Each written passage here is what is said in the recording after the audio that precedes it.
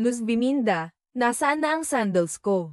Bakit parang ang tagal mo? Malumanay ngunit may bahid ng pagkadismayang tanong ni Bituin sa kanyang nakababatang kapatid. Nang marinig ang pagtawag ng kanyang ate, mabilis na bumaba si Luz Biminda mula sa hagdan, hawak ang isang pares ng sandals na maingat niyang nilinis. Pasensya na po, ate. Pinunasan ko pa kasi ito para siguraduhing malinis at maayos bago ko ibigay sa'yo, magalang na sagot ni Luz Biminda habang iniabot ang sandals. Narito na po, wala na yung alikabok. Ngunit imbes na pasalamatan siya, padubog na kinuha ni Bituin ang sandals mula sa kanyang kamay at tumaas ang kilay. Ang bagal mo talaga. Alam mo bang late na ako sa date ko kasama si Harrington? Hindi mo naman siguro maiintindihan kung gaano kahalaga ito sa akin dahil wala namang nagkakagusto sa'yo. At Luz Biminda, ilang beses ko bang sasabihin? Huwag mo akong tawaging ate. Nakakairita. Hindi kita kailanman matatanggap bilang kapatid. Isa kang paalala ng pagkakamali ni Papa, malamig na wika ni Bituin sabay tulak kay Luz Biminda. Napayuko si Luz Biminda, pilit na itinatago ang mga luhang nagbabadyang pamatak mula sa kanyang mga mata. Tahimik siyang umalis, ngunit hindi nakaligtas sa kanya ang malamig na titig ng kanilang ina, si Doña Bernadita, na pababa ng hagdan. Bituin, anak, bakit parang lagi kang mainit ang ulo? Napakaganda mo, pero ang init ng ulo mo, malumanay na sabi ng ina habang hinahaplos ang buhok nito. Kasi naman po, Mama, ang bagal kumilos ni Luz Biminda. Late na ako sa date ko, pero siya parang pagong kung gumalaw, reklamo ni Bituin. Tumalikod si Doña Bernadita at tumingin ng masama kay Luz Biminda. Luz Biminda, ano ba? Ayusin mo ang pagsisilbi mo sa anak ko. Huwag mong hayaang malit siya sa kahit anong lakad niya. At isa pa, huwag mo akong tawaging mama. Hindi kita anak, kasambahay kita rito. Pasalamat ka at pinapapasok ka pa rito ng papa mo, malamig na sabi ng Donya. Sige na, sa kusina ka na. Tahimik na tumango si Luz Biminda at mabilis na umalis. Habang papunta siya sa kusina, nasalubong niya ang kanyang ama, si Don Hector. Tila nag-aalala ito nang makita ang kanyang mukha. Luz Biminda, umiiyak ka ba? Tanong nito, puno ng pag-aalala. Hindi po, Papa. Napuwing lang po ako, sagot ni Luz Biminda, pilit na ngumingiti. Huwag kang magsinungaling sa akin, anak. Inaway ka na naman ba ng ate mo? Usisa ng Don. Ngunit alam ni Luz Biminda na kahit sabihin niya ang totoo, wala rin itong magagawa laban sa Donya.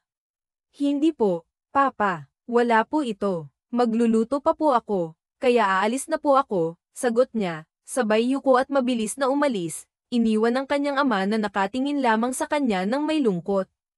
Pagkarating ni Luz Biminda sa kusina, doon na niya pinakawalan ang mga luhang kanina pa niya pinipigilan. Ang sakit ng kanyang nararamdaman ay parang sugat na paulit-ulit na binubuksan. Bilang anak sa labas, ramdam niya ang bigat ng kanyang sitwasyon. Sa mismong pamamahay ng kanyang ama, siya ay tila isang alipin sa tunay nitong pamilya. Ang kanyang tanging layunin ay mag-ipon ng perang kailangan ng kanyang inang si Marisol, na kasalukuyang nasa coma. Si Luz Biminda, sa kabila ng kanyang murang edad na 22 taon, ay anak ng kanyang amang si Hector sa dating kasambahay nito, na siya ring ina niya. Noon pa man, tunay na mahal ni Don Hector ang kanyang ina. Ngunit dahil sa yaman at impluwensya ng kanilang pamilya, napilitan itong magpakasal kay Beatrice. Gayunpaman, ang pagmamahalan nina Hector at Marisol ay nanatili, at sa kabila ng lahat, nabuo si Luz Biminda. Sa panahong may 2 taong gulang na anak si Beatrice kay Hector, ipinagbubuntis naman ng kanyang ina si Luz Biminda. Alam ni Luz Biminda na hindi siya kailanman matatanggap sa pamamahay ng kanyang ama, ngunit wala siyang magawa. Kailangan niya ng pera para sa pagpapagamot ng kanyang ina. Humingi siya ng tulong mula kay Don Hector, ngunit sa halip na kusang loob na tulong, pinilit siya ni Beatrice na paghirapan ang bawat sentimo. Sa kabila ng hirap at paakit na nararanasan niya mula sa 2 babaeng malapit sa kanyang ama, tiniis niya ang lahat. Ang mahalaga sa kanya ay maibigay ang kailangan ng kanyang ina. Kaya ko ito. Para kay Mama Marisol, kakayanin ko, bulong niya sa sarili habang pinapalakas ang kanyang loob. Pilit niyang binalewala ang pait at sakit ng bawat masakit na salita at kilos na ibinabato sa kanya. Samantala, sa kabilang banda, kasalukuyang nasa isang marangyang restaurant si Bituin kasama ang kanyang kasintahang si Harrington. Pagpasok pa lamang ng binata sa lugar, agad na nakuha nito ang atensyon ng mga tao, lalo na ng mga kababaihan. Si Harrington ay matangkad, makisig, at may angking kagwapuhan na tila kayang paikutin ang mundo ng sino mang tumingin sa kanya. "Babe," masiglang bati ni Bituin habang tumayo mula sa kanyang upuan upang salubungin ng halik ang kasintahan. Niyakap naman siya ni Harrington sa bewang, na tila walang pakialam sa mga matang nakatingin sa kanila. Ang ganda nila tingnan. Para silang mga modelo, bulong ng isang customer habang humahanga sa magkasintahan. Si Bituin, bukod sa kanyang mahabang, bahagyang kulot na buhok, ay may natural na kagandahan na lalong pinatingkad ng kanyang eleganteng kasuotan. "Pasensya ka na, babe, na late ba ako?" tanong ni Harrington na may lamang sa boses. Ngumiti si Bituin at umiling. "Hindi. Kara-rating ko lang," sagot niya. Habang nag-uusap ang dalawa, napansin ni Bituin ang seryosong tingin ni Harrington sa kanya. "Babe, bakit ganyan ang tingin mo sa akin? May gusto ka bang sabihin?" tanong niya, puno ng pagtataka.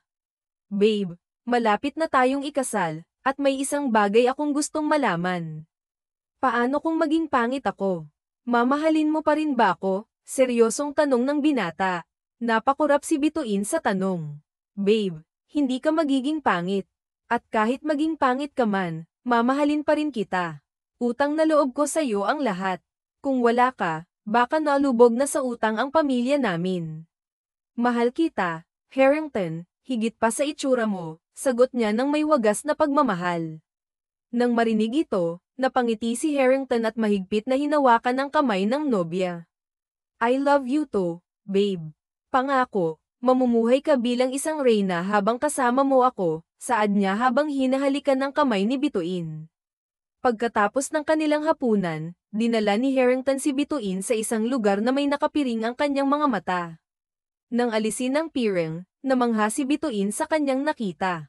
"Wow, ang ganda dito. Is this your new condo?" tanong niya. "No, babe. Binili ko ito para sa'yo," sagot ni Harrington. Napanganga si Bituin sa tuwa. "Talaga? Akin ito, babe. Thank you," paulit-ulit niyang sabi habang niyayakap ang nobyo. Ngunit sa kabila ng kasiyahan, isang trahedya ang sumunod. Nasunog ang kondo ni Bituin, at natagpuan siya ni Harrington sa loob, walang malay. Sa kabila ng panganib, sinuong ni Harrington ang apoy upang mailigtas ang nobya. Subalit, isang bahagi ng gusali ang bumagsak, dahilan upang maipit siya sa loob. "Sir! Sir!" sigaw ng bumbero mula sa labas ng silid, nag-aalalang sinusubukang tawagin si Harrington. Sa kabila ng lahat, ang tanging iniisip ng binata ay ang kaligtasan ng kanyang kasintahan. "Please, save her. Save my fiancé," buong pagmamakaawa niyang sigaw, habang unti-unting nawawalan ng malay. Simula nang mangyari ang sunog, hindi na nakatanggap ng anumang balita si Bituin tungkol sa kalagayan ng kanyang fiancé. Ilang beses na siyang bumalik sa mansyon ng pamilya ni Harrington, ngunit mahigpit na ipinagbabawal ng mga magulang nito ang sinumang bisita, kabilang na siya. Sa labis na pag-aalala, inutusan ni Bituin ang kanyang ina na makiusap sa ina ni Harrington. Habang naghihintay ng balita, hindi mapakali si Bituin. "Bituin, anak," tawag ni Beatrice habang nagmamadaling pumasok sa bahay. Agad na sinalubong siya ng dalaga. "Ma, kumusta? May balita ka na ba? How is my Harrington? Kumusta ang fiancé ko?" sunod-sunod nitong tanong habang hawak ang mga kamay ng ina. "Kalma lang, anak. Maupo muna tayo bago ko sabihin ang lahat," sagot ng ina, pilit na pinapakalma ang anak. Nang makaupo na sila, malumanay na sinabi ni Beatrice, "Anak, hindi maganda ang balita ko sa'yo. Ma, huwag ka nang magpaligoy-ligoy pa. Sabihin mo na, please," pakiusap ni Bituin, puno ng kaba. "Harrington ay buhay, ngunit hindi na siya ang Harrington na kilala mo," sagot ng ina, na nagdulot ng pagkalito kay Bituin. "Anong ibig mong sabihin, ma? Nasira ang mukha ni Harrington dahil sa sunog. Nang makita ko siya kanina, may maskara siyang suot. Hindi ko nakita ang mukha niya, ngunit sinabi ng kanyang ina na lubos na nasira ang kanyang itsura, paliwanag ni Beatrice, na ikinagulat ni Bituin. Hindi ako naniniwala, ma. Hindi pwedeng mangyari yan, sagot ni Bituin, ngunit halata ang pag-aalala sa kanyang boses.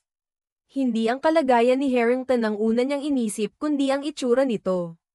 Anak, totoo ang sinasabi ko. Hindi na siya ang dating Harrington na gwapo at mayaman. Bukod sa nasira ang kanyang mukha, inalisan na rin siya ng kanyang mga magulang ng karapatan sa kumpanya. Wala na siyang yaman, at ang sabi pa ng kanyang pamilya, wala na siyang mukhang maipapakita sa publiko. Ma, paano na ako kung wala na ang lahat sa kanya? Hindi ko alam kung kaya ko pang manatili sa kanya, sagot ni Bituin, halatang nalilito at naguguluhan. Sa kabila ng lahat, nagdesisyon si Bituin na puntahan si Harrington.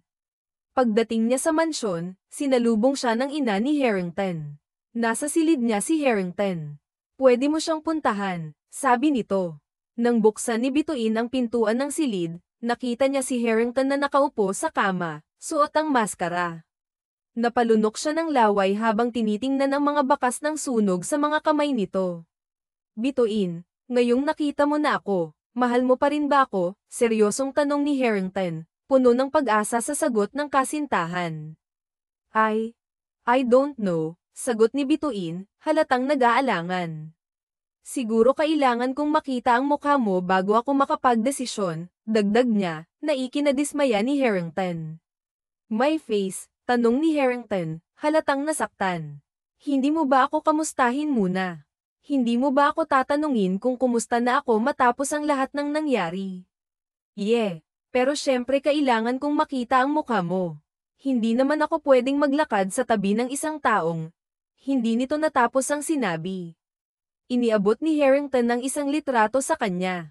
Nang makita ang larawan, nanlaki ang mga mata ni Bituin. Sino to? Sino ang halimaw na to? Harrington, tanong niya, halatang nandidiri. That's me, Bituin. Ako yan ngayon. Sabihin mo sa akin, mahal mo pa rin ba ako kahit ganito na ang itsura ko? Tanong ni Harrington, puno ng lungkot. Of course not, mabilis na sagot ni Bituin. Sa sagot na iyon, napayuko si Harrington, puno ng sakit at pagkabigo. Ang babaeng minahal niya ng 3 taon, ang babaeng inialay niya ang lahat, ay hindi pala tunay na nagmamahal sa kanya. Kay Luz Biminda at inilahad nito ang litrato ng anak. He is my son. Are you sure na gusto mong magpakasal sa kanya? Tanong nito sa kanya, at isang kurot sa tagiliran ang iginawad ni Beatrice sa kanya hudyat na hindi siya pwedeng humindi. Opo, magpapakasal po ako, walang atubili niyang sagot, at dahil doon ay hindi makapaniwala si Doña Graciela sa mabilisang sagot ng dalaga. Mabibilang lang sa daliri ang mga babaeng may wagas na puso at kayang magpakasal sa isang pangit. Habang si Luz Biminda naman ay wala siyang pakialam kung sino ang pakakasalan niya, ang tanging mahalaga sa kanya ay ang ina niya. Nang matapos ang pag-uusap ay dinala ni Doña Graciela ang dalaga sa mansyon. Luz Biminda, right? Opo, Doña. Okay. Luz Biminda, hindi mo muna pwedeng makita ang magiging asawa mo, at sa araw na ng kasal bago mo siya pwedeng makita. Bawal umatras, Luz Biminda. Pumayag kang maging substitute ni Bituin, at kailangan mong panindigan ang desisyon mong ito. Feel at home sa bahay na ito, and live like it's yours, saad ng Donya sa kanya, at pinaalalahan siya nito sa isang katulong para sa kanyang magiging kwarto. Ang buhay ni Luz Biminda sa bagong bahay ay biglang nag-iba. Halos prinsesa siya kung ituring ng karamihan, ngunit hindi siya sanay sa mga yun. Hanggang sa sumapit na ang araw ng kanyang kasal kay Harrington. Kasalukuyang inaayusan ngayon si Luz Biminda ng kanyang make-up. Nang matapos ay sumulpot ang kanyang kapatid sa kanyang silid. How is my sister? Mapaglaro nitong wika sa natatawang tinig. How does it feel marrying an ugly man, Luz Biminda? A useless and faceless man. Ang saya, hindi ba? Okay, na yan, at least nabigyan ka ng magiging asawa at hindi mo na kailangang maging manang. Yun nga lang eh. Daig mo pa ang nakapang-asawa ng unggoy, pangi-insulto nito sa kanya. Ate, wala akong pakialam kung anong sasabihin mo sa akin. Basta't pagkatapos kong magpakasal, ibigay niyo sa akin ang nararapat, aniya rito't nabaling ang kanyang atensyon sa isang kasambahay na kabubuan. Ma'am Luz Viminda, hinihintay ka na po ng bridal car sa labas, saad nito sa kanya at iniwan ng kanyang kapatid. Pagkarating sa simbahan, halos hindi makapaniwala si Luz Viminda sa kanyang nakikita at naririnig. Sinasabi ng lahat na walang yaman ang kanyang magiging asawa, pero napakaingay ng kasal, ngunit ang mga tao sa paligid ay mapanghamak. Lahat ng mga ito ay pinagtatawanan siya. Lahat ay tinatawag siyang ang kawawa sa pagpapakasal sa isang pangit na binata na walang nagawa kundi ang magtago sa likod ng maskara. Ang puso ni Luz Viminda ay napuno ng awa sa kanyang sarili, ngunit higit siyang naaawa sa kanyang magiging asawa sa samot-saring panghahamak ang kanyang naririnig para rito. Mabilis na nagumpisa ang kasalan, at sa harap ng altar ay pinakasalan niya ang lalaking nakamaskara. Nang matapos ang kasal, dumiretso ang dalawa sa isang bahay na hindi kalakihan. Okay ka lang ba sa bahay na ito, Luz Viminda? Don't worry, I can file a divorce for you pagkatapos mong magsilang ng sanggol para sa akin. Sa ngayon ay pagtiisan mo muna ako, malamig na wika ni Harrington at hindi umaasang may magmamahal pa sa kanya. Sige, at habang magkasama tayo ay gagawin ko ang lahat bilang asawa mo, sagot niya rito. At isang ngiti ang gumuhit sa kanyang labi. Sa pagsasama ni Luz Viminda at Harrington ay naging maganda ang kanilang pagsasama. Hindi naramdaman ni Harrington ang pagdidiskrimina ni Luz Viminda sa kanya sa kabila ng kanyang itsura. Ang bahay ng dalawa ay may kaliitan lamang, at marami pang dapat ayusin. Kasalukuyang nakatayo ngayon si Luz Viminda habang nakatingin sa mga bintana. Gusto niya itong lagyan ng kurtina. Pero masyado itong mataas at akala niyang mahihirapan siya sa kanyang gagawin. Kumuha siya ng silya at pinatungan niya ito, ngunit kulang pa rin ang kanyang tangkad upang maabot ito. Pinunat pa niya ang kanyang kamay at inangat ang kanyang mga paa upang mas maabot ang dulo ng kurtina. Subalit pwedeng maghiwalay ang kanyang mga buto, pero hindi pa rin niya ito naabot nang biglang isang baritonong tinig ang nagsalita na nagpatindig ng kanyang mga balahibo sa katawan. I'm seeing your undies, sambit nito na kinagulat ni Luz Viminda dahilan upang mawalan siya ng balanse sa katawan at napapikit na lang siya sa takot habang hinihintay na sumakit ang kanyang katawan. Nang makita ni Harrington ang pangyayari ay wala siyang sinayang na oras at maagap niya itong sinalo. Dahan-daang iminulat ni Luz Viminda ang kanyang mga mata nang maramdamang hindi lumagapak ang kanyang katawan sa sahig. Sa pagbukas ng kanyang mga mata ay napagtanto niyang nasa bisig siya ng kanyang asawa. Just tell me when you need help, nag-aalalang wika ni Harrington sa kanya. Maayos na sana ang lahat ng maramdaman niyang nakasakop ang isang kamay nito sa kanyang dibdib.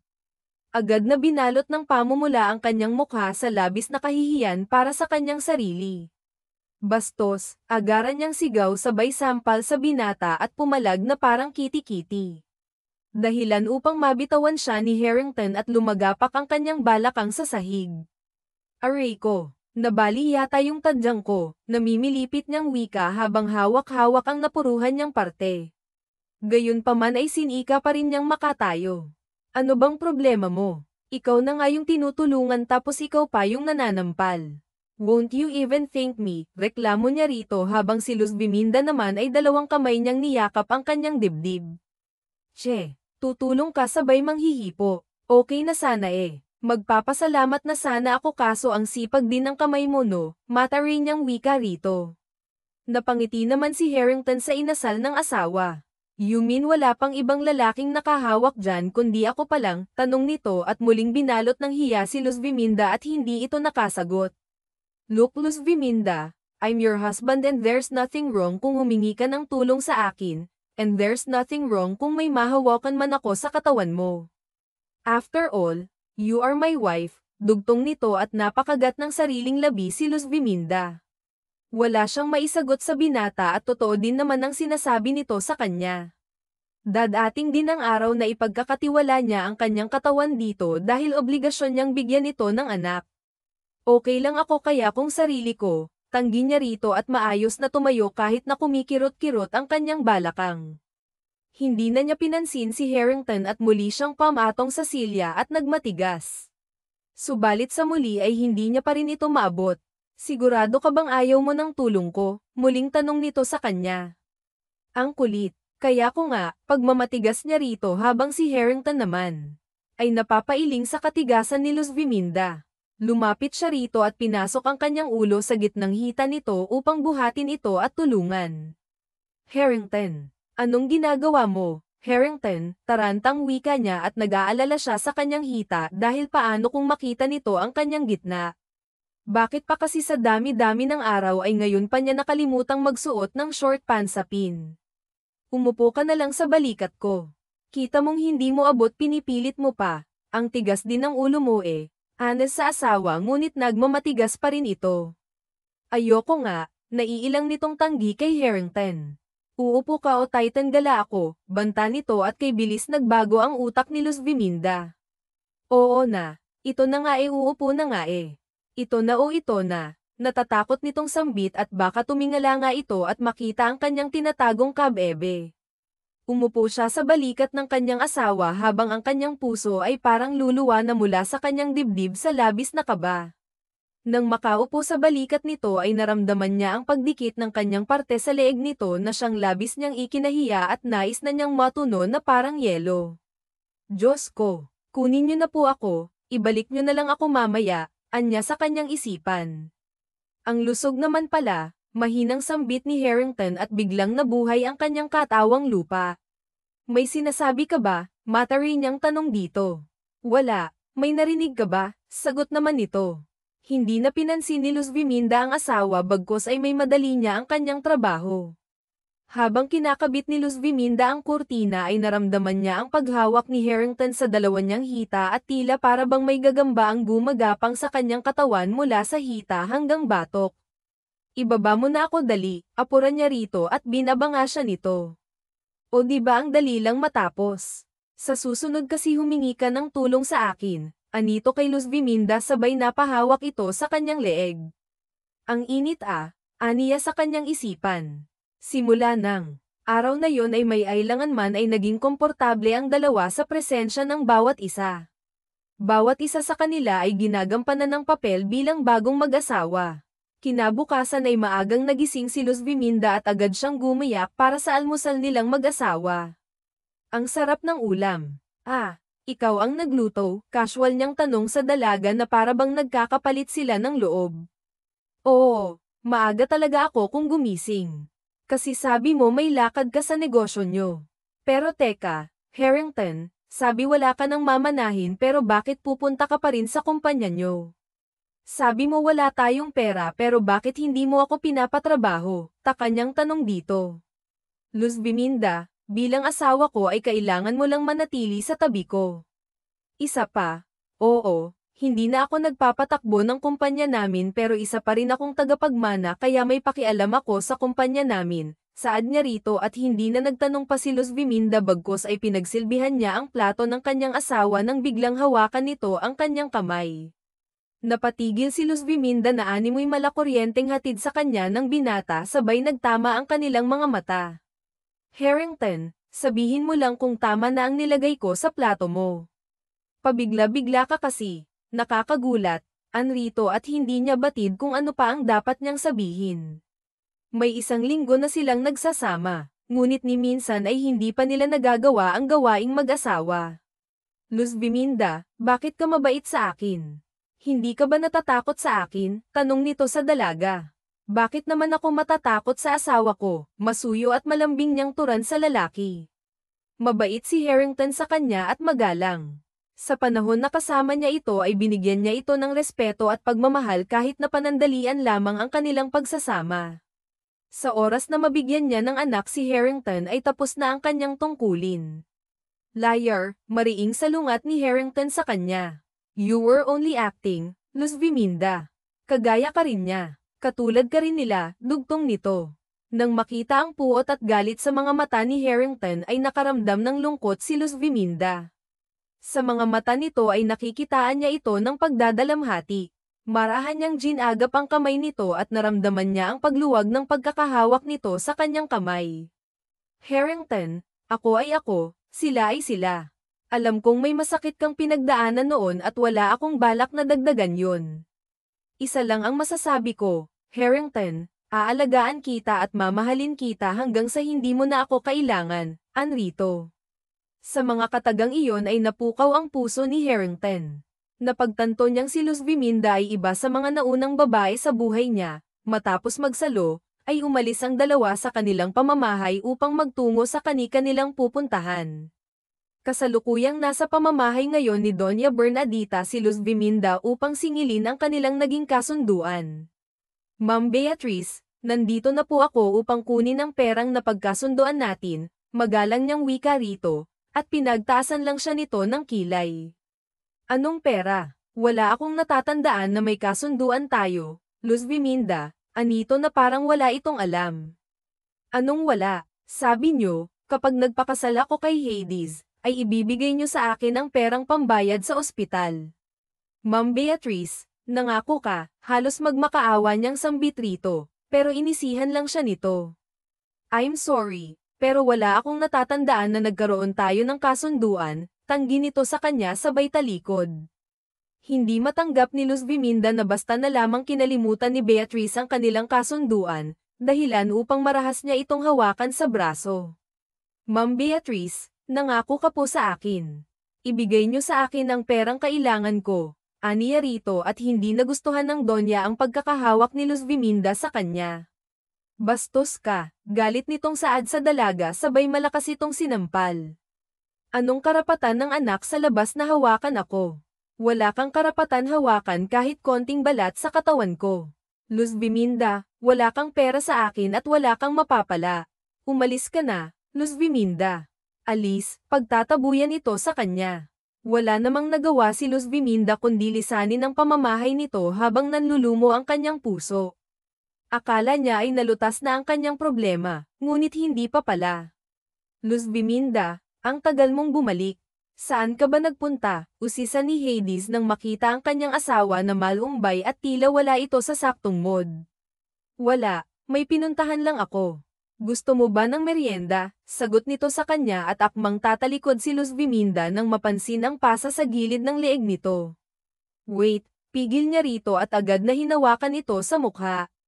Who did this to you? Bakit ka may pasa? Who hurt you? Luz Viminda, nag-aalala nitong tanong sa asawa. Wala ito, nabangga lang ako kanina kaya nagkapasa ako. Huwag ka nang mag-alala, ayos lang ako. Pagsisinungaling niya rito at kinuha ang kanyang mukha mula rito at agad na tinungo ang kusina upang gumawa ng merienda para sa asawa. Kinabukasan ay muli na namang umalis si Hades para sa kanilang kumpanya, ngunit ang pasa sa mukha ng kanyang asawa ay hindi nagpatahimik sa kanya. Batid niyang may ibang sanhi ang pasa nito at hindi maganda ang kutob niya. Bago nilisan ang pamamahay ay tinawagan ni Hades ang isa niyang tauhan. Make sure to keep an eye on her. Sabihin mo lahat sa akin kung saan siya pupunta at kung ano ang gagawin niya, maliwanag ba? Sambit niya sa kanyang tauhan bago nilisan ang pamamahay nila ni Luz Viminda. Copy, Big Boss, saad ng tauhan sa kabilang linya. Habang si Luz Viminda naman ay pumunta sa isang shop kung saan lahat ng mga sapatos ay nagkakahalaga ng milyon.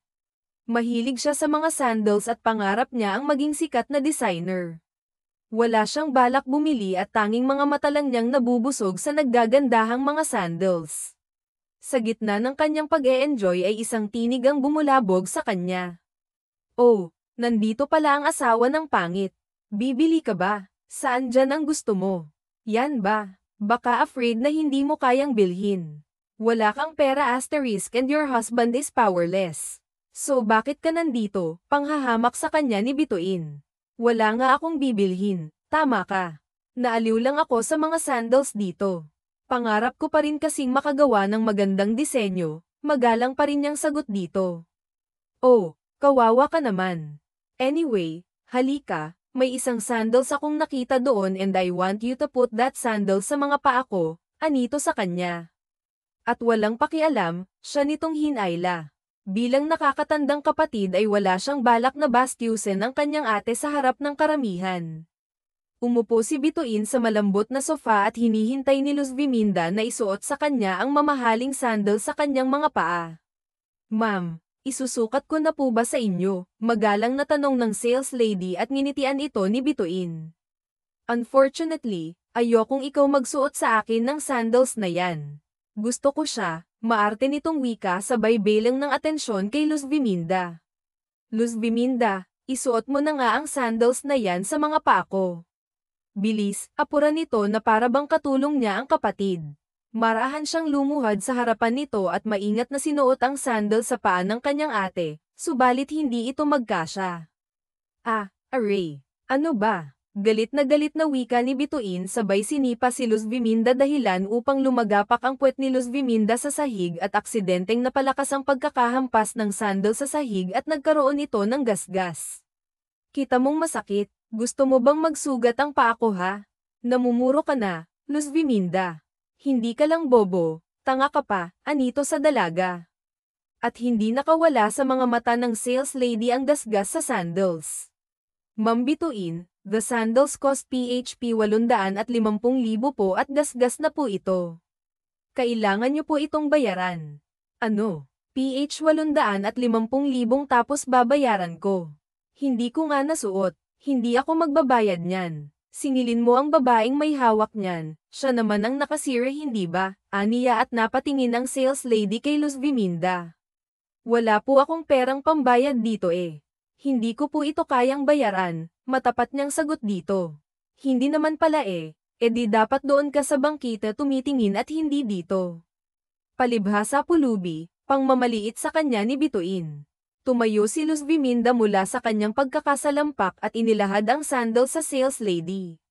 Pasensya ka niya, pero hindi ko kayang bayaran to. Aniya rito nang biglang may isang malapad na kamay ang humawak sa kanyang bewang.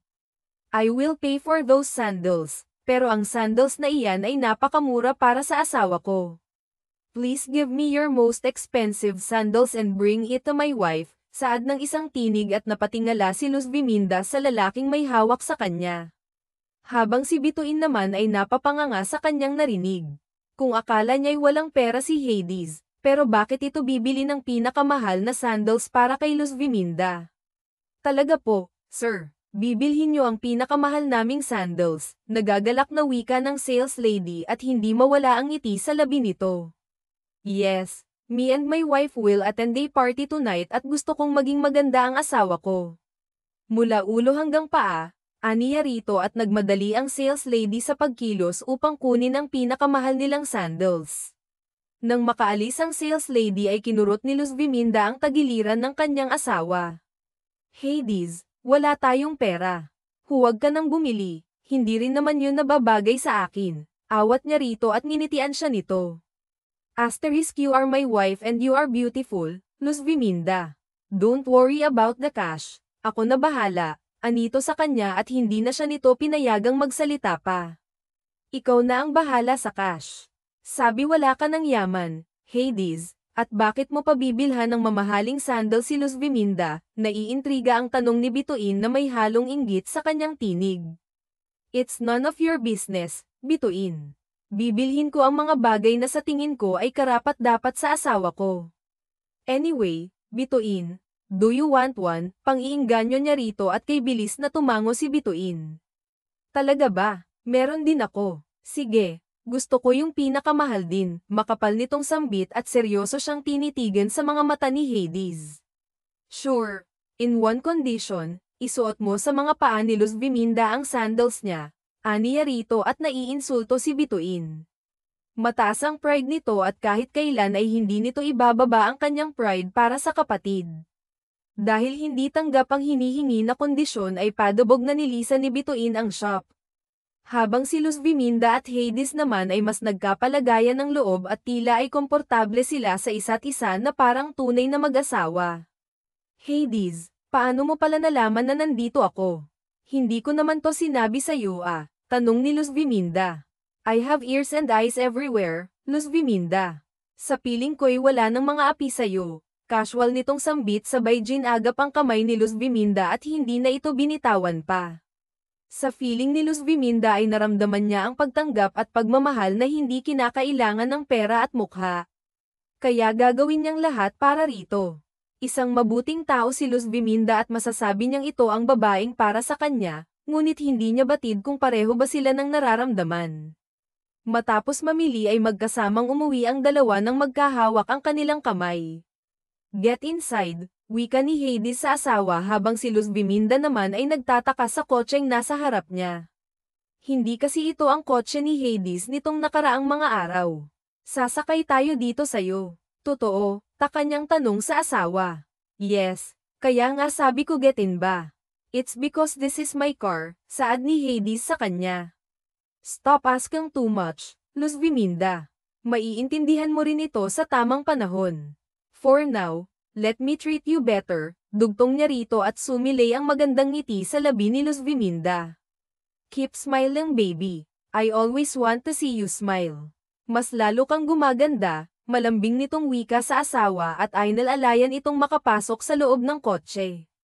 Lingid sa kaalaman ng dalawa ay nakamasid sa kanila si Bituin at punong-puno ito ng pagtataka. Why does he own that car? At kanina lang ay binili ni Hades si Luz Viminda ng mamahaling sandals. Akala ko ba wala na siyang pera? So why? Nagtataka nitong tanong sa sarili habang ang isipan nito ay nakatuon lamang sa maaaring yaman ni Hades. Nang mawala sa kanyang paningin ang dalawa ay agad siyang umuwi sa kanilang pamamahay upang kumprontahin ang kanyang ina. Mom, are you sure na wala ng pera si Hades? Kanina lang bumili siya ng mamahaling sandals para kay Luz Viminda at hindi lang yun, he had a new car, an expensive one, anito sa ina habang namimilipit pa si Hades. I'm really sure about it, anak. Aba, nga't pumunta pa dito ang Donya para sabihin ang bagay na yan, sagot nito at padabog na napamewang si Bituin. Then how does it happen, Mom? What if hindi talaga powerless si Hades? Kahit na pangit siya, kung may pera lang siya ay pwede ko na siyang pagtiyagaan. By the way, Ma'am, invited ba tayo mamayang gabi sa party? Tanong nito at tinanguan siya ng kanyang ina. Yes, at kailangan nandoon tayo sa oras ng 7:00 ng gabi. Bakit mo natanong? Dahil may plano ako mamayang gabi, Mom, saad nito sa ina. Habang sa kabilang banda naman ay abala si Luz Viminda sa pamimili sa dress na kanyang isusuot. Binilhan siya ni Hades ng 5 damit upang pagpilian, ngunit wala siyang mapili sa mga ito. Nakapili ka na ba ng isusuot mo? Tanong nito sa kanya at bumantong hininga si Luz Viminda bago sumagot sa asawa. Hades, lahat ng damit ay maganda pero pwede bang dito na lang ako? Hindi kasi ako nababagay sa party na yun. Hindi ako mayaman at hindi ako maganda, walang lugar ang katulad ko sa party na yun. Nababahala niyang wika sa asawa at kinabig siya nito sa bewang. Napapitlag si Luz Viminda sa ginawa ng asawa dahil parang casual lang dito ang hawakan siya. Oo at mag-asawa sila, pero hindi pa siya sanay sa ganun. Nahihiyang iniyuko ni Luz Viminda ang kanyang ulo upang iwasan ang maalab na mga mata ni Hades. Nakamaskara ito pero ang mga mata nito ay puno pa rin ng karisma. Hades, ang lapit mo naman. Pwede bang mag-usap lang tayo pero walang ganito? Kinakabahan niyang wika rito. Bakit? Ayaw mo ba? Nandidiri ka ba sa akin? Sa kung ano ang mukhang meron ako sa likod ng maskara na ito. Natatakot ka ba, Luz Viminda? Natatakot ka ba sa isang pangit na kagaya ko? Panunubok nito sa dalaga at agad na napatingin si Luz Viminda sa mga mata nito. Hindi yan totoo. At ano ang totoo? Kinagat ni Luz Viminda ang kanyang pang-ibabang labi at tumatakbo sa kanyang isipan kung sasabihin ba niya ang kanyang nararamdaman rito. Ngunit paano niya ito sasabihin kung maging siya ay hindi niya makuhang maintindihan ang kanyang nararamdaman para rito? Tell me, Luz Viminda, are you scared? Do you want to walk away from me? Tell me a word, Luz Viminda and I will set you free. Seryoso niyang tanong rito habang si Luz Viminda naman ay nanatiling nakatitig sa mga mata ni Hades at maraming mga naglalaro sa kanyang isipan. Paano niya sasabihing nais niyang lumayo rito kung sa bawat paghawak nito sa kanya ay nais niyang ipako ang sarili dito? Yumuko si Luz Viminda at humugat ng lakas ng loob bago nagsalita. Paano ako matatakot sa iyo Hades, kung ikaw lamang ang bukod tanging tao ang nagparamdam sa akin na pwede akong tanggapin at irespeto. Kahit sarili kong kadugo ay hindi ko yun makuha. Sa'yo ko naramdaman ang respeto, Hades, at kailanman ay hindi ka naging masama sa akin. Hindi ko kailangang magsikap upang tanggapin mo. Iba ka, Hades. Habang si Papa, anak niya ako pero hindi niya ako kayang ipaglaban. Ang ate bituin naman ay walang ibang tingin sa akin kundi alipin. Kaya sabihin mo sa akin, Hades, paano ako lalayo sa'yo kung sa bawat paghawak mo sa akin ay para akong napapako sa'yo? Hindi ko alam kung ano-anong nararamdaman ko pero isa lang ang malinaw sa akin, Hades, gusto kong manatili sa tabi mo. Gusto kong manatili sa bahay na ito kasama ka hanggang sa hindi mo na ako kailangan, hanggang sa maibigay ko ang nais mong anak, emosyonal niyang sambit rito. Dahil sa kalaliman ng kanyang puso ay nais niyang manatili sa tabi ng kanyang asawa sa habang buhay. Hinapuhap niya ang maskara nito na animoy gusto niyang makita ang mukha nito sa likod ng maskara. Dahil sa kanyang mga sinasabi ay pinulupot ni Hades ang kanyang dalawang kamay sa bewang ng asawa. Luz Biminda, paano kung hindi na darating ang araw na palalayain kita? Paano kung gusto kong manatili ka sa buhay ko? Paano kung gusto kitang maging asawa sa habang buhay? Paano kung gusto ko ay ikaw, saad ni Hades at hindi nakasagot si Luz Biminda. Ang puso niya ay puno ng saya at galak nang marinig ang mga katagang iyon mula sa bibig nito. Hades, sanay akong manatili sa tabi ng iba dahil kailangan lang nila ako. Huwag mo sana akong pasayahin ng panandalian. Ngayon pa lang ay sinasabi ko sa'yo na nandirito lang ako sa tabi mo hanggat kailangan mo pa ako at malaya akong aalis kung ayaw mo na sa akin, kung tapos ka na sa akin, aniya at may konting mga luha ang namumuo sa kanyang mga mata. Hinawakan ni Hades ang mukha ng kanyang asawa at ikinulong ito sa dalawang malapad niyang mga palad. Hades, huwag mo akong dalhin sa isang palasyong may kalungkutan sa dulo dahil baka hindi ko kayanin. Sapat na sa akin ang kailanganin lang ako ng iba, dugtong niyang may pait sa kanyang damdamin. Luz Biminda, ikaw ang bukod tanging babaeng nagparamdam sa akin na pwede akong mahalin anuman ang mukha ko, anuman ang estado ko. Hindi ko sinasabi to dahil kailangan lang kita, sinasabi ko sa'yo dahil mahal kita at ang babaeng kagaya mo ay ang ayaw kong mawala sa akin. Naibigay ko ang lahat noon sa maling tao at ibibigay ko ulit ang lahat ng yun sa tamang tao. Luz Biminda at ikaw yun. Maaari ba ang hinihiling ko?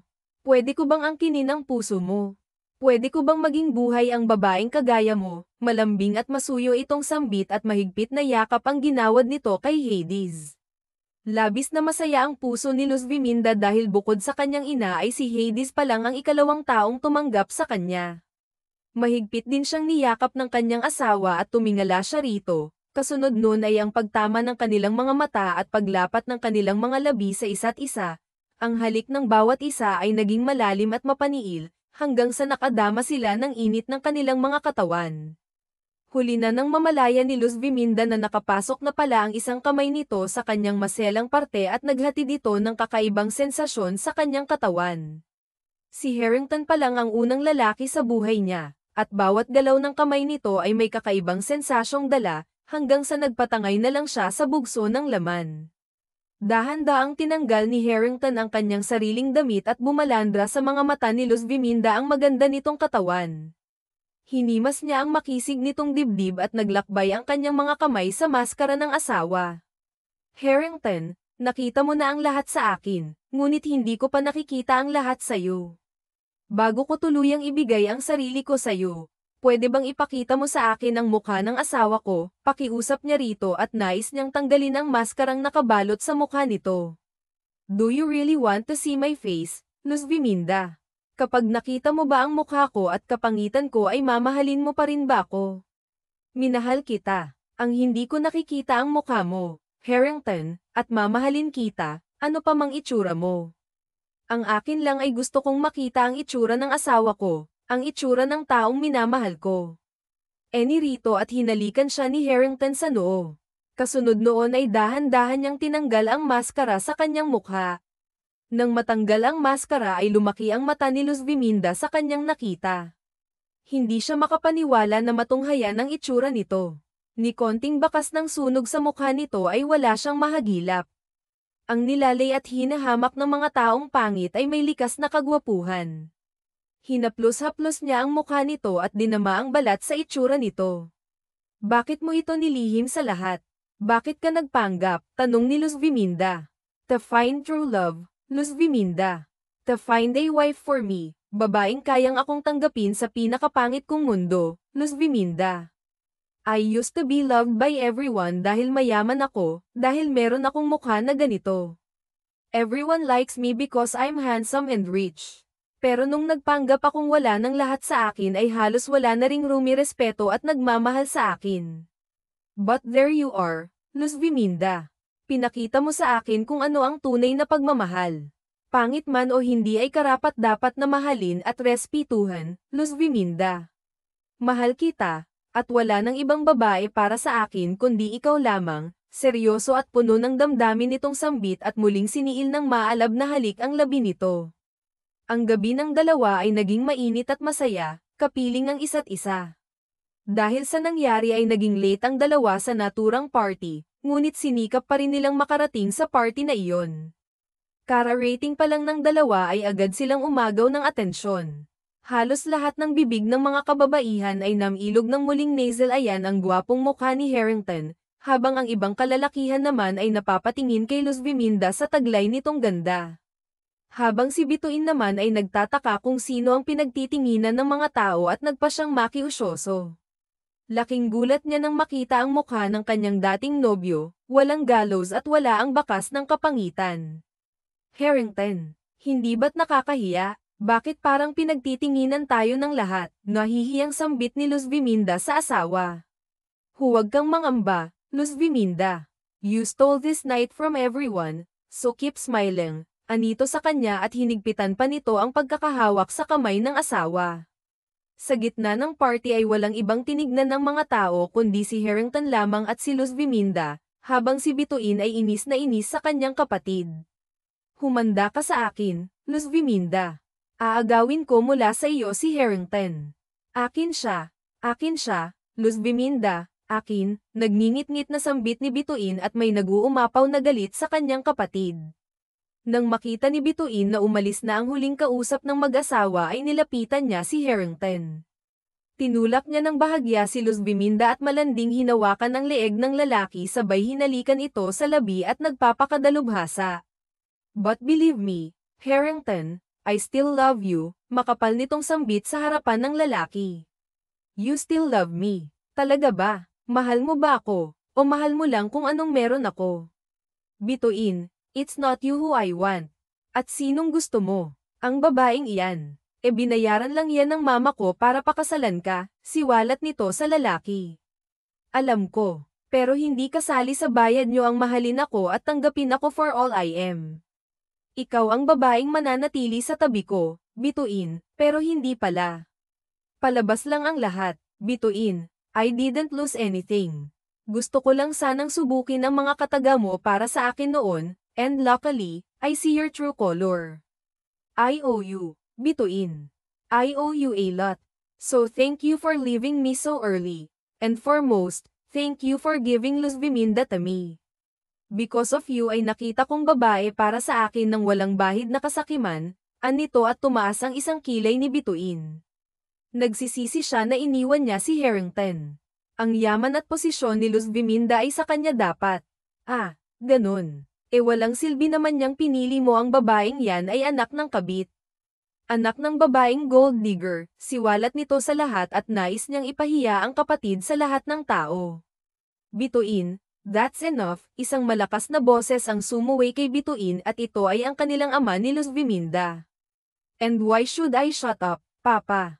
Ayaw mo bang malaman ng marami na ang asawa ng mahal ko ay anak mo sa kabit mo, na isa siyang bunga ng pagtataksil at kalandian? Desperada nitong wika at nais nitong marinig ng lahat kung saan nagmula si Luz Viminda.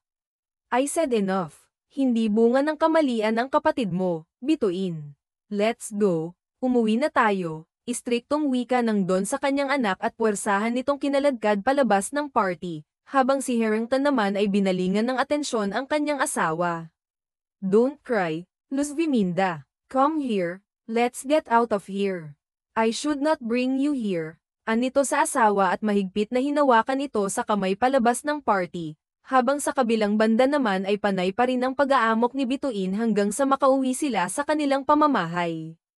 Bitawan mo nga ako, Papa. Ako ang anak mo sa tunay mong pamilya, pero doon ka kumakampi sa anak mo sa labas, sa anak mo sa kabit mo. Don't tell me na mas pipiliin mo si Luz Biminda over me, maldita niyang wika sa ama. Wala akong pinipili sa inyong dalawa, bituin. That's not true. Mas mahal mo siya kaya sa akin. Kaya kinalagkad mo ako palabas ng party dahil obviously siya ang pinipili mo kaya sa akin. It's because anak ko siya, bituin. And you are not my real daughter. Siwalat nito sa anak na siyang ikinagulat nito. What? No, that can't be. Papa, that can't be. Luz Biminda is the only daughter that I have. Bituin, habang ikaw, you are not my daughter. Anak ka ng mama mo sa ibang lalaki, but in order to keep our name clean and respected, I kept this secret, anak. I accepted you and love you like my real daughter. But you are doing too much, bituin. Sumusobra ka na, saad nito sa anak at bawat katagang banibitawan ng Don ay hindi na kaya na ni bituin. Nag-walkout ito at nagkulong sa kanyang kwarto at wala itong pinagsisisihan sa lahat ng kanyang ginawa, bagkus ay mas lalong uminit ang kanyang ulo para kay Luz Biminda. Para sa kanya ay inagaw na lahat ni Luz Biminda ang kung ano man ang dapat ay kanya. Sanhi ng kamalditahan ay lumaya si bituin na walang ibang dala kundi ang kanyang sarili hanggang sa napadpad siya sa isang hasyenda sa pamamahala ng mga herero.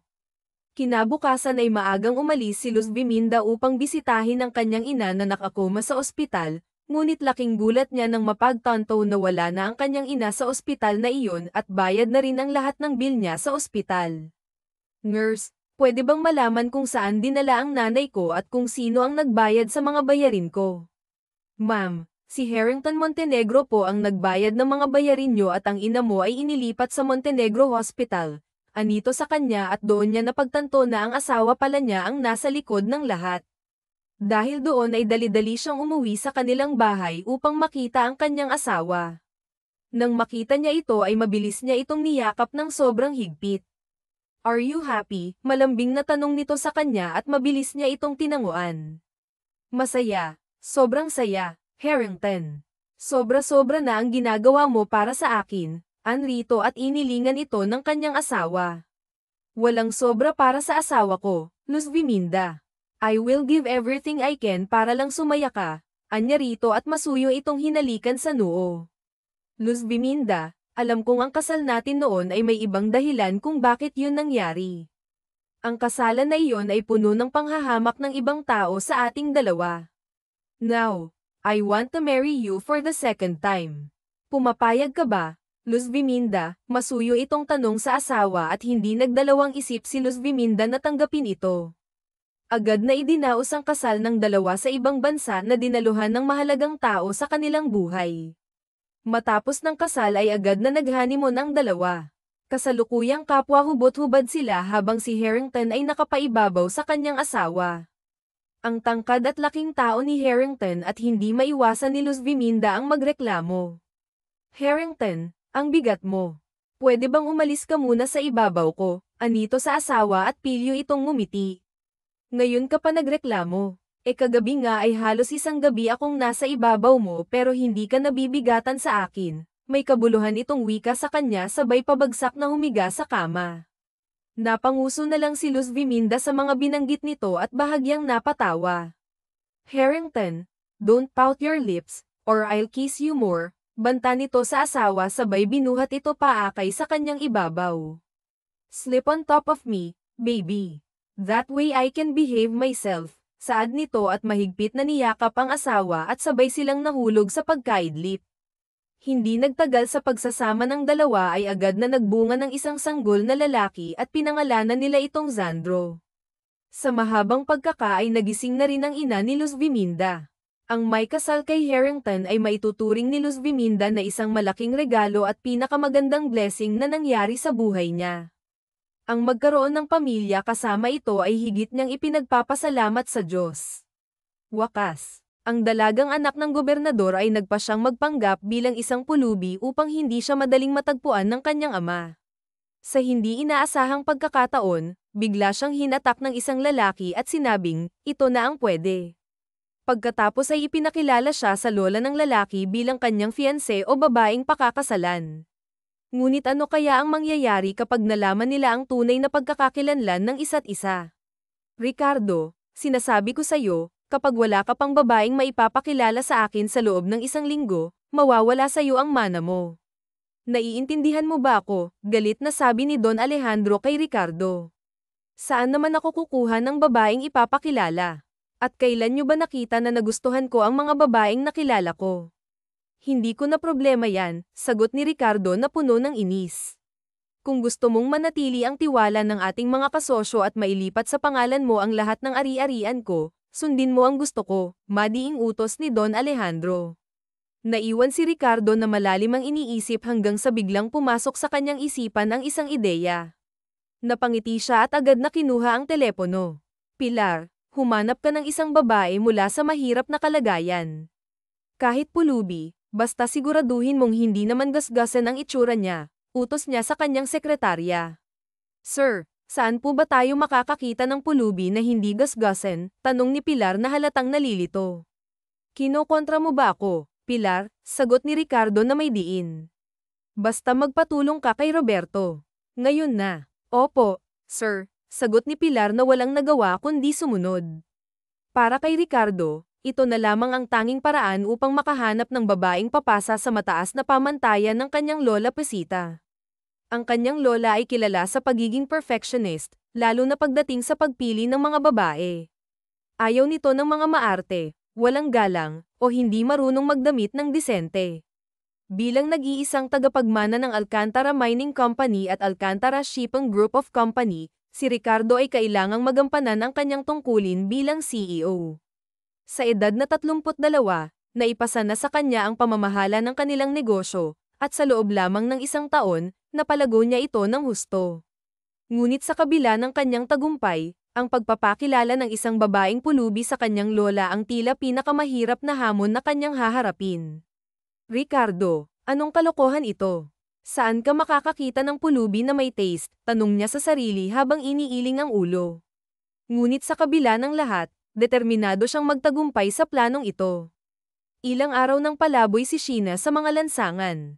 Sa araw-araw, ang kanyang pagkain ay puro pagpag, mga tirang pagkain mula sa mga mayayamang customer ng isang restaurant na madalas nilang tambayan ni Elena, ang dalagang nakilala niya mula nang maglayas siya mula sa kanilang tahanan. Kailangan niyang magmukhang pulubi at madungis upang hindi siya matagpuan ng kanyang ama. Oo, mayaman sila. Anak siya ng isang gobernador na kilalang kilala dahil sa mga kontrobersya ng korupsyon. Ayaw niyang mag-asawa muli ang kanyang ama, ngunit wala siyang nagawa nang dalhin nito ang Kiraida sa kanilang bahay. Dahil hindi na niya kinaya ang sitwasyon, lumayas siya nang walang dalang anuman kundi ang kwintas na alaala ng kanyang yumaong ina at kaunting pera. 5 taong gulang pa lamang si Sheena nang maaksidente ang sasakyan ng kanyang mga magulang. Tanging ang kanyang ama lamang ang nakaligtas. Bagamat nawala ang kanyang ina, hindi siya pinaramdam ng kanyang ama na may kulang sa pagmamahal. Binuhos nito ang lahat ng atensyon at pag-aaruga sa kanya. Lumaki siyang puno ng pagmamahal mula sa ama. Ngunit nitong huli, hindi niya matanggap ang desisyon nitong magpakasal muli. 1 taon na lang sana at matatapos na ni Sheena ang kursong abogasya, ngunit tila malabo na itong mangyari dahil sa kanyang paglayas. Habang buhay na nga siguro siyang magiging palaboy. Napadpad siya sa Batangas, sakay ng bus. Bumaba siya sa terminal nang walang kaalam-alam sa lugar, at dahil limitado ang kanyang dalang pera, napilitan siyang maging palaboy. Kinailangan niyang kumain ng mga tirang pagkain, magkalakal ng basura, at magtiis sa hirap upang mabuhay. Sa kasalukuyan, pansamantala siyang nakikitira sa bahay ni Elena, isang maliit, masikip, at mabahong barong-barong. Malayo ito sa marangya at komportableng buhay na nakasanayan niya noon. Ngunit wala siyang karapatang magreklamo dahil nakikituloy lamang siya. Ate Sheena, nag-iisip ka na naman. Tulog na tayo, maaga pa tayo bukas sa tindahan ni Aling Kuring. Sayang din yung kikitain natin doon, masiglang sabi ni Elena, na may ngiti sa labi. Naiisip ko lang, kumusta kaya si Daddy?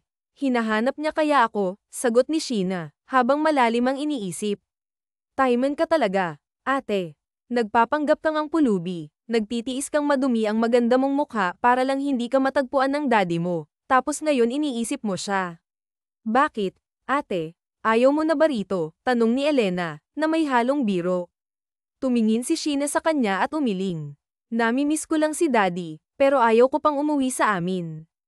Ayaw kong makita ang bago niyang asawa, sagot ni Sheena, sabay tayo. Matulog na tayo. Kinabukasan, maagang nagising sina Sheena at Elena. Matapos maligo, isinuot ni Sheena ang kanyang butas-butas na damit at pantalon. Nagtimpla siya ng kape, isang bagay na noon lang niya naranasan mula ng Maglias. Sa dati nilang tahanan, laging hot choco ang iniinom niya tuwing umaga. Kumuha siya ng bahaw na kanin at sinabaw ng kape. Mabuti na lang at may natira pang tuyo mula kagabi. Sabay silang kumain ni Elena. Pinaghati-hatian ang bahaw na kanin at tuyo. Pasalamat sila na hindi pagpag ang kanilang pagkain ngayon, dahil malaki ang kinita nila kahapon sa pangangalakal at paghingi ng barya. Eksaktong alas 5 ng umaga nang dumating sila sa palengke. Kinuha sila ni Aling Kuring upang tumulong sa kanyang munting karenderya. Tinanggap nila ang trabaho kahit nakilala si Aling Kuring sa pagiging kuripot magbigay ng sahod, dahil ang kapalit nito ay libreng pagkain. Sa bawat araw na lumilipas mula nang maglayas si Sheena mula sa kanilang tahanan, naranasan na niya ang lahat ng klase ng trabaho. Noong una, hindi niya kayang sikmurain ang pagkain ng pagpag, ngunit dahil kailangan niyang mabuhay, tiniis niya ang lahat. Ate Sheena, maaga pa naman. Doon muna tayo sa pwesto natin, maya na tayo umuwi, sabi ni Elena habang naglalakad sila pauwi. Tumango si Sheena, alam niyang sayang din ang kikitain nila. Malaking tulong ito upang makabili sila ng 5 kilong bigas at masarap na ulam. Sa ganitong paraan, hindi nila kailangang mag-alala tungkol sa pagkain sa susunod na araw. Pagdating nila sa kanilang pwesto, agad na umupo si Sheena sa isang gilid. Si Elena naman ay nagsimulang manghingi ng barya mula sa mga dumadaan. Nakakapagod ang ganitong klase ng trabaho, ngunit wala siyang ibang pagpipilian kundi ang magpatuloy sa ganitong buhay, kahit nalabag ito sa nakasanayan niya. Laking gulat ni Sheena nang biglang may naglagay ng 1,000 piso sa kanyang palad. Agad niyang tiningnan ang 2 taong nasa kanyang harapan, isang babaeng sexy at isang lalaking may edad na. Napaatras siya nang bigla na lang hawakan ng babae ang kanyang braso. Mas malaki pa ang mabibigay ng boss ko kung papayag ka sa gusto namin, sabi ng babae, na nagpakilalang si Pilar. Kumunat ang noo ni Sheena. Ano bang pinagsasabi niyo? At sino po ba kayo? Tanong niya, halatang naguguluhan. Huwag kang matakot, Ineng. Mabuti kaming tao, sagot ng lalaki. Ako nga pala si Roberto, family driver ng mga Alcantara, at siya naman si Pilar, Pilar ang kabayo, dagdag pa nito, na sinamahan ng ngiti. Umayos kayo kung hindi sisipain ko kayo, iritadong wika ni Pilar sabay irap kay Mang Roberto. Ineng, parang awa mo na. Pakiusap ni Mang Roberto. 2 araw na kaming naghahanap ng pulubi na katulad mo. Lagi na lang mainit ang ulo ng boss namin. Sige na, pumayag ka na sa gusto namin. Malaking halaga ang ibibigay sa'yo ni boss kapag pumayag kang maging fake fiancé niya. Fake fiancé? Ibig sabihin, magpapanggap akong fiancé ng boss ninyo, tanong ni Sheena, halatang naguguluhan. Oo, Ineng. Kaya pumayag ka na. Yung ibang detalye, si boss na ang magpapaliwanag sa'yo, sagot ni Mang Roberto. Magpapanggap ka lang naman, ate. Malaking pera yan. Ilang buwan tayong hindi magugutom kapag tinanggap mo yan, dagdag ni Elena, na halatang excited sa ideya. Napaisip si Sheena, ngunit hindi na rin siya nagdalawang isip. Pumayag siya sa alok ng 2. Kahit hindi niya kilala ang mga ito, sumama pa rin siya. Tama si Elena, malaking tulong ang pera sa kanila. Ilang araw din silang hindi mamamaalamos sa kalsada o kakain ng pagkaing pagpag. Dinala siya ng 2 sa isang bakanteng bodega. Nang inag ang kanyang